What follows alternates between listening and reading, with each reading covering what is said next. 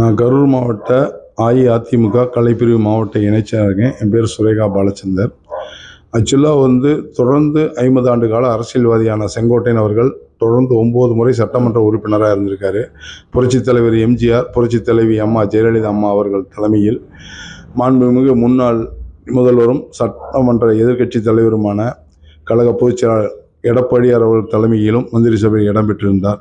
அப்பேற்பட்ட ஒரு மூத்த அரசியல்வாதி ஒரு புதிய கட்சியான தாவேகா என்ற குட்டி குழந்தை, நேற்று பிறந்த குழந்தை கட்சியான தாவேகாவில் இணைந்திருப்பது என்பது ஒரு கேலிகை சித்திரமாக உள்ளது.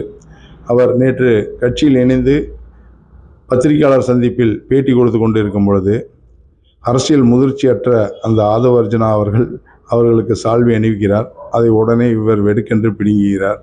இதெல்லாம் கோமாளித்தனமாக இருக்கிறது. அதே சமயம் அந்த ஆதவ அர்ஜுனா அவர்கள் இவரிடம் திமுகவில் கூப்பிட்டார்கள், தேசிய கட்சியில் கூப்பிட்டார்கள், பல கட்சியில் கூப்பிட்டார்கள் என்று இவருடைய அனுமதி என்று அவர் பேசுகிறார். உடனே அவர் அப்படியெல்லாம் என்னை யாரும் கூப்பிடவில்லை என்கிறார்.